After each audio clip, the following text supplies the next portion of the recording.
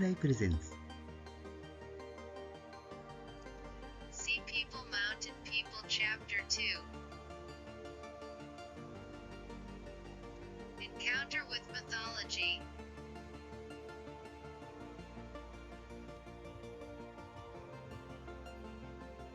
Previous overview. In the midst of various anxieties at the evacuation site, Touka learned that many of the people who had gathered around them were ready to leave Polokotan and was troubled by a new element of anxiety.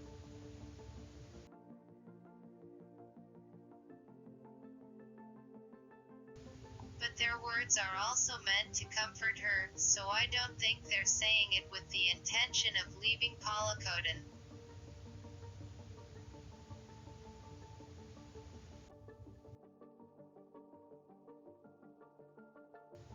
It takes courage for anyone to leave their familiar home, and if it's hometown, there will be some loneliness. Let's believe that everyone feels the same way.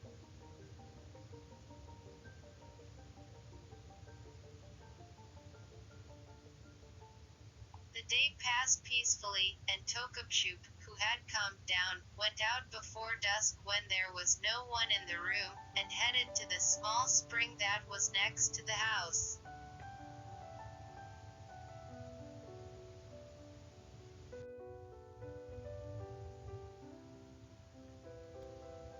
Water was gushing out from the bottom of the spring, and a small fish that must have come from somewhere was swimming in it.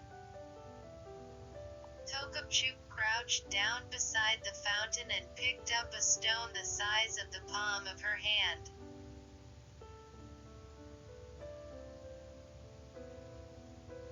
Then she picked up another small stone and began to carve something on the other stone with it. It was Touka's own mark that was engraved.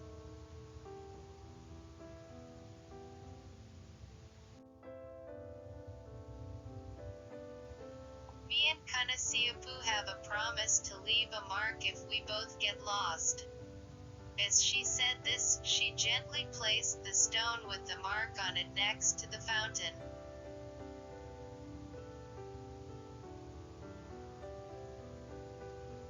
I understood.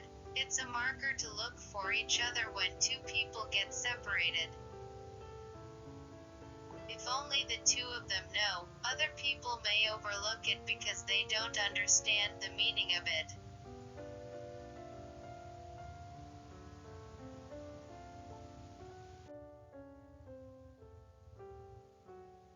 For now, we can only hope that the men will find Kanasiapu as soon as possible. I have to avoid the worst case scenario.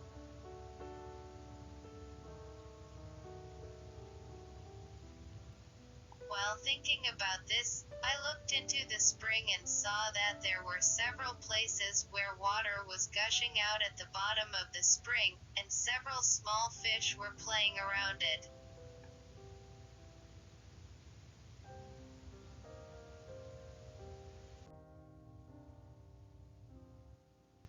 It is healing. I want to watch it all the time. But that healing moment was short-lived, and the sound of multiple footsteps signaled the end, and at the same time, bad news came in.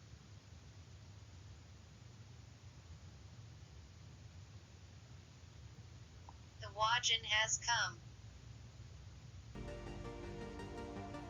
It seems that a group of Wajin were walking on the beach, and although they are not aware of our presence yet, it seems that it is only a matter of time before they are found.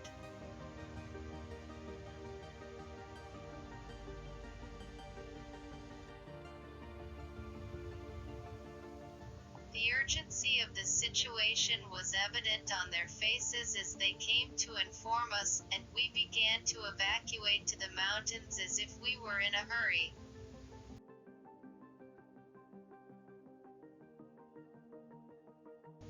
We were moving along the mountain road with Touka in the middle of the line, but the man leading us was walking too fast and we were struggling to keep up.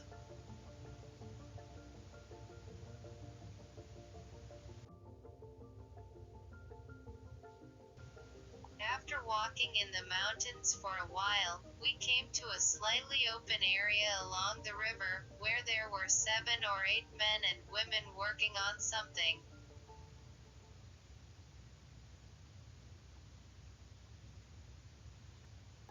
When they spotted us, they beckoned to us with a smile.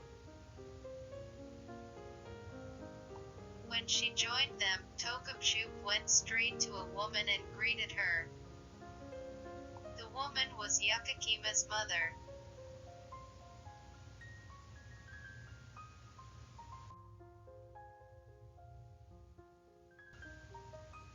By the time we arrived at the riverbank, it was already getting dark, so Yukakima's mother showed us to her sleeping place, where we had a little conversation.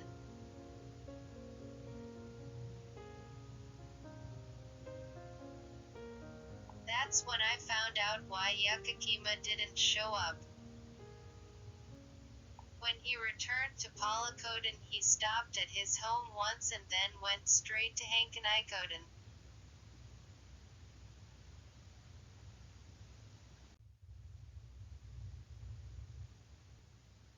His father is waiting for his son's return in Polokotan and plans to come with him as soon as he returns. I hope he brings good news.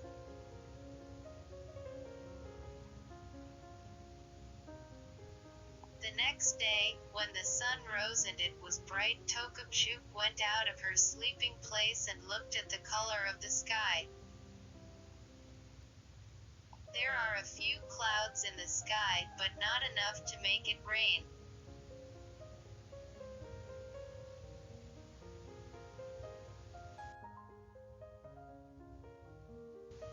When I looked around, I saw that there were many temporary huts that had been built, and it seemed that they were preparing to gather in this place and then move on.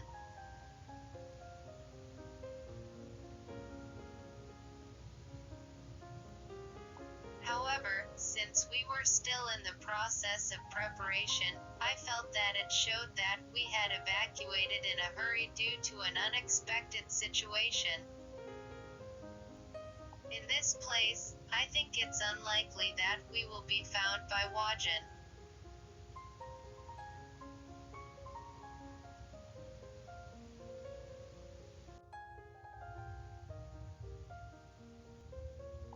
I'm just worried about whether Kanasiapu will be able to join us. In a mountain like this, I don't think we can get to where we are without someone's guidance.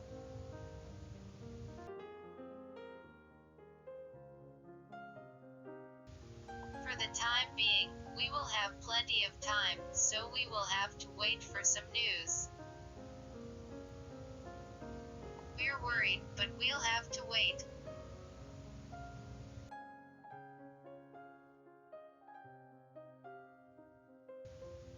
Touka didn't seem to be restless, so she wandered around finding a task she could do and helping her with it. The change came the next day.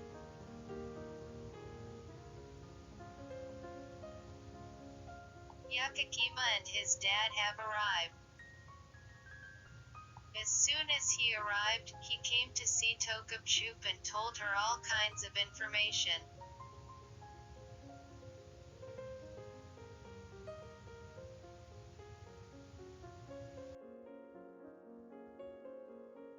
Today's story ends. The story is updated next Saturday. Please look forward to. If you like, please subscribe to the channel. See you again.